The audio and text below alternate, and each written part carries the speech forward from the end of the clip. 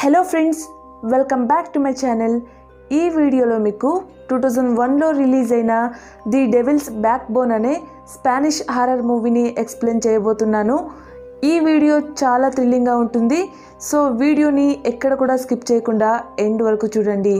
అంతకన్నా ముందు మీరు కనుక మన ఛానల్కి ఫస్ట్ టైం విజిట్ అయినట్టయితే దయచేసి సబ్స్క్రైబ్ చేసి నాకు సపోర్ట్ చేయండి friends. Movie opening scene start అయ్యేది 1939 యుద్ధం జరుగుతున్నటువంటి సమయమైన స్పెయిన్లో. అప్పుడు శత్రు రాష్ట్రంలోని యుద్ధ విమానం ఒక అనాథాశ్రమంపై ఒక బాంబుని వేస్తారు.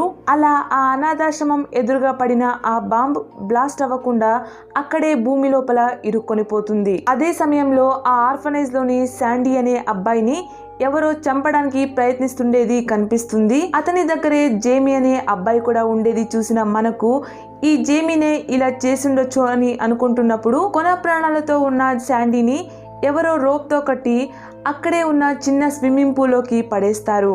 అప్పుడు సీన్ చేంజ్ అవుతుంది. ఈ సీన్లో యుద్ధంలో తన తండ్రిని పోగొట్టుకున్న కార్లోస్ అనే అబ్బాయిని అదే అనాథాశ్రమానికి తీసుకుని వచ్చి జాయిన్ చేస్తారు. అలా వచ్చిన క్యారలోస్ ఆ అనాథాశ్రమం అలాగే దాని ఎదురుగా పడిన బాంబుని చూసేటప్పుడు మనకు ఆ ఆర్ఫనైజ్ని రన్ చేస్తున్న క్యారమెన్ అలాగే డాక్టర్ క్యాసరస్ అనేవాళ్ళు పరిచయం అవుతారు. ఈ క్యారమెన్ కి ఒక కాలుండదు.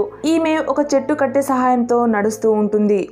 అలాగే వీళ్ళు వాళ్ళ దగ్గరున్న గోల్డ్ బ్రిక్స్ల నుండి ఈ ఆర్ఫనైజ్ ని రన్ చేస్తూ అనాథ పిల్లలకు ఆశ్రమిస్తూ ఉంటారు. ఇటువైపు క్యారలోస్ వైపు వచ్చిన అల్మా అనే టీచర్ ఆ అబ్బాయితో మాట్లాడి వెళ్ళినప్పుడు క్యారలోస్ కి ఒక అబ్బాయి గోస్ట్ కనిపిస్తుంది. అది చూసిన క్యారలోస్ చాలా భయపడినప్పుడు అక్కడ ఎవరు కూడా ఉండరు. అలా క్యారలోస్ కి అక్కడే ఉన్న పిల్లలందరూ పరిచయం అయ్యి అలాగే ఫ్రెండ్స్ అవుతారు. అప్పుడు మనకు అక్కడే పని చేసుకుంటూ ఆ ఆర్ఫనైజ్ దగ్గరలో ఉండే జెసాంటో అనే వ్యక్తి అలాగే అతన్ని పెళ్లి చేసుకోవాల్సిన కొంచిత అనే అమ్మాయి పరిచయం అవుతారు. ఇటు కార్లోస్ ఆ పిల్లల దగ్గర మాట్లాడుతూ ఉన్నప్పుడు అక్కడికి మూవీ ఓపెనింగ్ సీన్ లో చూసిన జేమీ వస్తాడు.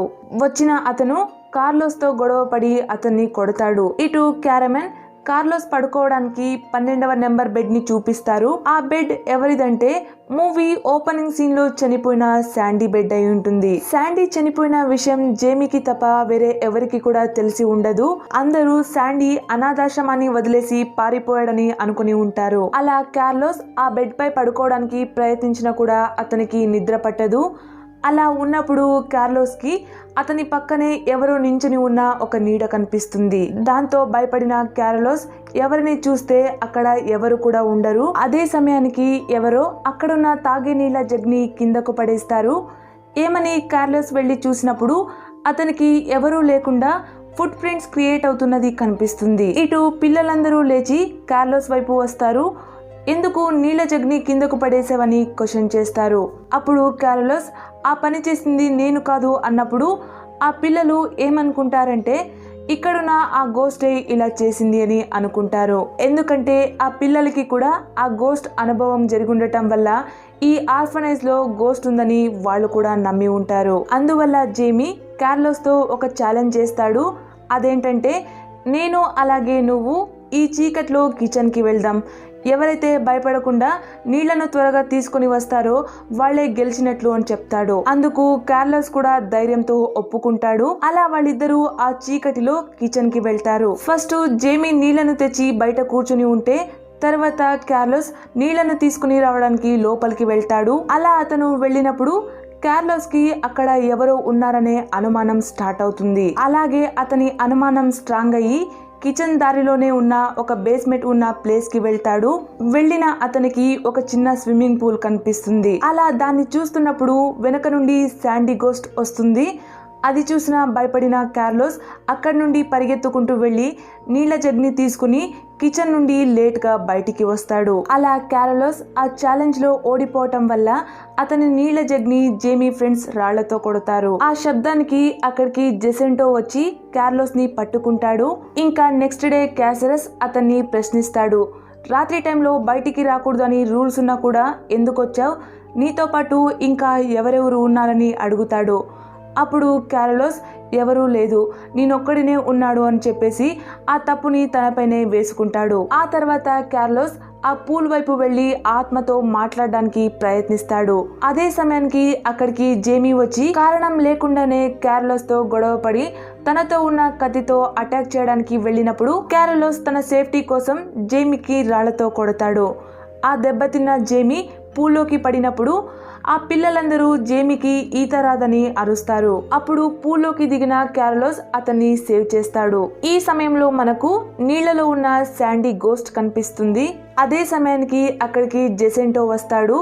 వచ్చిన అతనికి జేమీ కత్తి కనిపించి ఇది ఎవరిదని కోపంతో అడుగుతాడు.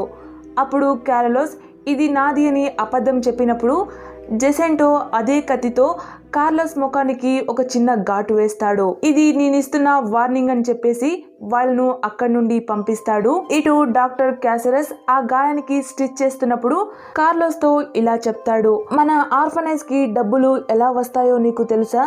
అదే సైన్స్ నుండి. ఇక్కడ చూడు, ఈ బిడ్డ బ్యాక్ బోన్ చాలా డిఫరెంట్ గా ఉంది.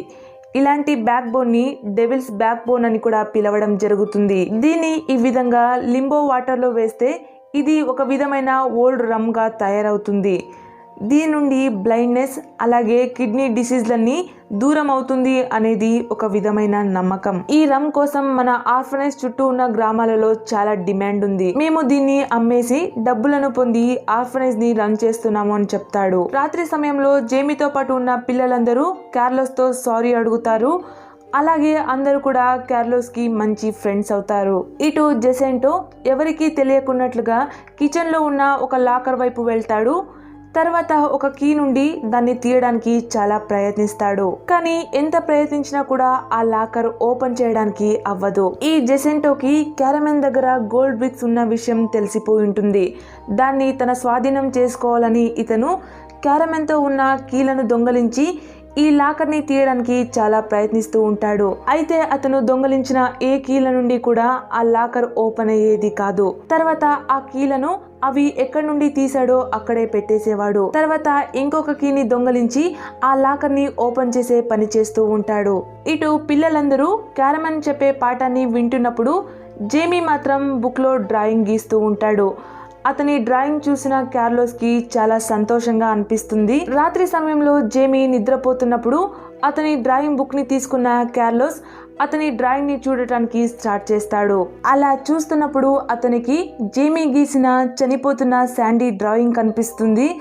అప్పుడు క్యారలోస్ కి ఆ గోస్ట్ అబ్బాయి పేరు వచ్చేసి శాండీ అని తెలిసి అతన్ని చంపింది ఈ జేమీని అనుకుంటాడు. ఇటువైపు డాక్టర్ క్యాసరస్ ఆ రమ్లను అమ్మడానికి గ్రామానికి వెళ్తున్నప్పుడు అతనికి యుద్ధ ప్రమాణం చాలా ఎక్కువగా ఉండేది తెలిసి చాలా భయం అవుతుంది. ఇక రాత్రి సమయంలో క్యారలోస్ ఎదురుగా మళ్ళీ శాండీ గోస్ట్ వస్తుంది. అది చూసిన క్యారలోస్ కి చాలా భయం వేసి అక్కడి నుండి పారిపోతాడు. ఆ గోస్ట్ నన్నే ఫాలో చేస్తుంది అని తెలుసుకున్న క్యారలోస్ భయపడి ఒక కబోర్డ్ లో దాక్కుంటాడు. అలా రాత్రంతా ఆ కబోర్డ్ లోనే సమయాన్ని గడుపుతాడు.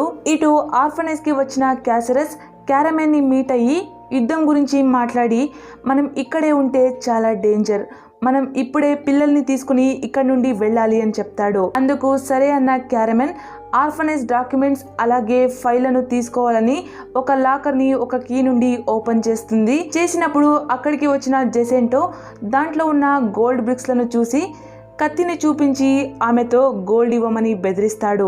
జెసెంటో ఇలాంటి వ్యక్తినా అని తెలిసిన క్యారమెన్ కి చాలా షాక్ అవుతుంది. అప్పుడు క్యారమెన్ జెసెంటో చెప్పినట్లుగా చేయకుండా తనతో ఉన్న వాకింగ్ స్టిక్ నుండి బలంగా కొట్టిన వెంటనే గన్ పట్టుకుని అక్కడికి క్యాసరస్ వస్తాడు. వచ్చిన అతను జెసెంటోని ఆ ఆర్ఫనైజ్ నుండి బయటికి గెంటేస్తాడు. ఆ తర్వాత పిల్లలందరూ అవసరమైన వస్తువులను ప్యాక్ చేస్తున్నప్పుడు ఇటు జెసెంటో వాళ్ళెవరికీ తెలియకున్నట్లుగా లాకర్ ఉన్న ప్లేస్ కి పెట్రోల్ వేసి అలాగే అక్కడ చాలా పెట్రోల్ క్యాన్లను ఫిల్ చేస్తూ ఉంటాడు. అప్పుడు అక్కడికి గన్ పట్టుకుని వచ్చిన కొంచిత ఏం చేస్తున్నావని అడిగినప్పుడు జెసెంటో నిప్పంటించడానికి అన్ని సిద్ధం చేస్తున్నాను అని చెప్తాడు. అప్పుడు కొంచిత ఇలా చేయకు అని గన్ నుండి భయపెట్టడానికి ప్రయత్నించినప్పుడు జెసెంటో ఆ రైఫిల్ ని లాక్కోవడానికి ప్రయత్నిస్తాడు. అప్పుడు మిస్ అయిపోయి గన్ ఫైర్ జరిగి జెసెంటో భుజానికి బుల్లెట్ తగులుతుంది. అప్పుడు జెసెంటో వెంటనే దానికి నిప్పంటించి అక్కడి నుండి పారిపోతాడు. అప్పుడు ఆ బుల్లెట్ సౌండ్ విన్న వాళ్ళు అక్కడికి వచ్చి ఆ మంటని ఆర్పడానికి చాలా ప్రయత్నిస్తారు. అయితే అది సాధ్యం కాదు. అప్పుడు వద్దు అన్నా కూడా అల్మా టీచర్ మంటల్ని ఆర్పడానికి వెళ్ళినప్పుడు ఆ పెట్రోల్ క్యాన్లు పేలి అల్మా అక్కడికక్కడే చనిపోతుంది. క్యాసరస్ అలాగే క్యారమెన్ కి కూడా పెద్ద గాయాలవుతాయి.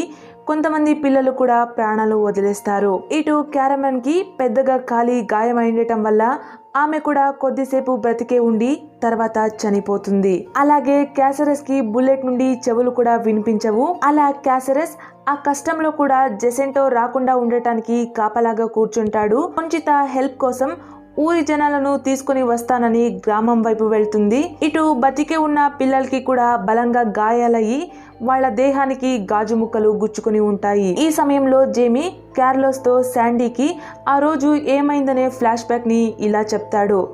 ఒకరోజు నేను అలాగే శాండీ పూల్ దగ్గర ఆడుకుంటున్నప్పుడు కిచెన్లో ఏదో శబ్దం అవుతుందని శాండీ అక్కడికి వెళ్ళాడు. వెళ్ళిన అతనికి క్యారమెన్ వాళ్ళ లాకర్ని ఓపెన్ చేయడానికి ప్రయత్నిస్తున్న జెసెంటో కనిపించాడు. అప్పుడు జెసెంటో నేను లాకర్ని తీయడానికి ప్రయత్నిస్తుండేదాన్ని క్యారమెన్కి ఇతను చెప్పేస్తాడని జెసెంటోనే శాండీని చంపేసి తర్వాత రోప్తో కట్టేసి స్విమ్మింగ్ పూల్లో పడేశాడు. నాకు జెసెంటోని చూస్తే భయం ఉండటం వల్ల ఈ విషయాన్ని ఎవరికి కూడా చెప్పడానికి అవ్వలేదు. అయితే నాకు ఇప్పుడు జెసెంటో అంటే భయం లేదు అని చెప్తాడు. మరోవైపు హెల్ప్ కోసం వెళ్తున్న కొంచిత ఎదురుగా జెసెంటో వస్తాడు. అతని వ్యతిరేకంగా కొంచిత ఉందనే కారణానికి అతను ప్రేమించిన అమ్మాయిని కూడా చూడకుండా జెసెంటో కొంచితని కత్తితో పొడిచి చాలా భీకరంగా చంపేస్తాడు. ఇటువైపు కార్లోస్ ఎదురుగా మళ్ళీ శాండీ ఆత్మ కనిపిస్తుంది. అయితే శాండీ స్టోరీని విన్న కార్లోస్ ఈసారి ఆ గోస్ట్ని చూసి భయపడకుండా దానితో మాట్లాడుతాడు. అప్పుడు శాండీ ఆత్మ చెప్పేదేమంటే జెసెంటోని నా వైపు తీసుకునిరా అని చెప్పేసి అక్కడి నుండి మాయమైపోతుంది. ఇటువైపు డాక్టర్ క్యాసరస్ కూడా కూర్చున్న చోటనే ప్రాణాలను వదిలేస్తాడు. అది చూసిన కార్లోస్ చాలా ఏడుస్తాడు. అలా ఉన్నప్పుడు జెసెంటో తనతో పాటు తన స్నేహితుల్ని అక్కడికి తీసుకుని వస్తాడు. వచ్చిన అతను పిల్లలందరినీ ఒక రూమ్ లో లాక్ చేసి తర్వాత వాళ్ళు లాకర్ ని ఓపెన్ చేయడానికి ప్రయత్నిస్తారు. ఇటువైపు పిల్లలందరూ ఆ వ్యక్తుల వ్యతిరేకంగా ఫైట్ చేయాల్సిందనే నిర్ణయానికి వస్తారు. ఆ టైంలో భయపడిన పిల్లలకు జేమీ అలాగే కార్లోస్ ధైర్యం చెప్తారు. అప్పుడు జేమీ శాండీని చంపింది జెసెంటోనే అని అందరితో చెప్తాడు. ఆ మాటని విన్న అందరూ జెసెంటోని చంపాల్సిందే అని అక్కడున్న స్టిక్లను షార్ప్ చేయడానికి స్టార్ట్ చేసుకుంటారు. అలా చూస్తున్నట్టుగానే వాళ్ళున్న డోర్ని ఎవరో ఓపెన్ చేస్తారు. ఎవరని బయటికి వచ్చి చూస్తే వాళ్లకు ఎవరు కూడా కనిపించరు. అప్పుడు కార్లోస్ కి డాక్టర్ క్యాసరస్ గారి కర్చీఫ్ కనిపిస్తుంది. అప్పుడు అతనికి తెలుస్తుంది క్యాసరస్ ఆత్మనే ఇక్కడికి వచ్చి వాళ్లను రూమ్ నుండి ఫ్రీ చేసింది అని. మరోవైపు వాళ్ళు ఆ లాకర్ ని చాలా కష్టపడుతూ ఓపెన్ చేస్తారు. చూస్తే దాంట్లో పేపర్ ఫైల్స్ తప్ప ఎలాంటి గోల్డ్ బ్రిక్స్ కనిపించవు. అది చూసిన జెసెంటో ఫ్రెండ్స్ కి చాలా కోపం వచ్చి అక్కడి నుండి వెళ్ళిపోతారు. వాళ్ళు అక్కడి నుండి వెళ్ళినప్పుడు జెసెంటోకి క్యారమెన్ చెట్టు కాలులో ఏదో కనిపిస్తుంది. అది ఏమని చూసినప్పుడు దాంట్లో చాలా గోల్డ్ బ్రిక్స్ ఉంటాయి. అది చూసిన జెసెంటోకి చాలా సంతోషంగా అనిపించి ఆ బరువైన గోల్డ్ ని తన నడుముకి కట్టుకుంటాడు. అప్పుడు జెసెంటో అక్కడి నుండి వెళ్ళాలి అనుకున్నప్పుడు అక్కడికి వచ్చిన జేమీ అతన్ని తిట్టి అక్కడి నుండి పరిగెత్తుకుంటూ వెళ్తాడు. అప్పుడు కోపగించుకున్న జెసెంటో పిల్లలందరినీ చంపడానికి గన్ పట్టుకుని వెళ్తాడు. అలా పిల్లలందరూ అతన్ని పూల్ వైపు తీసుకుని వెళ్ళినప్పుడు జెసెంటో వాళ్లను చంపడానికి గన్ ఎత్తుకుంటాడు. అప్పుడు అతనికి కనిపించుకోకుండా వెనుక నుండి వచ్చిన పిల్లలు ఆ స్టిక్స్ నుండి అతని దేహానికి పొడిచి ఆ పూల్లోకి పడేలాగా చేస్తారు. అలా నీళ్లలో మునిగిన జెసెంటోకి ఆ గోల్డ్ బరువు వల్ల పైకి రావడానికి కుదరదు. అప్పుడు అతను ఆ గోల్డ్ని అక్కడే వదిలేసి పైకి రావడానికి ప్రయత్నించినప్పుడు అక్కడికి వచ్చిన శాండీ ఆత్మ అతన్ని పట్టుకొని చంపి తన పగ తీర్చుకుంటుంది. ఆ తర్వాత పిల్లలందరూ వాళ్ళ అనాథాశ్రమాన్ని వదిలేసి భవిష్యత్తు కోసం సిటీ వైపు వెళ్తారు. వాళ్ళు వెళ్లేదాన్ని డాక్టర్ క్యాసరస్ ఆత్మ చూస్తూ ఉంటుంది.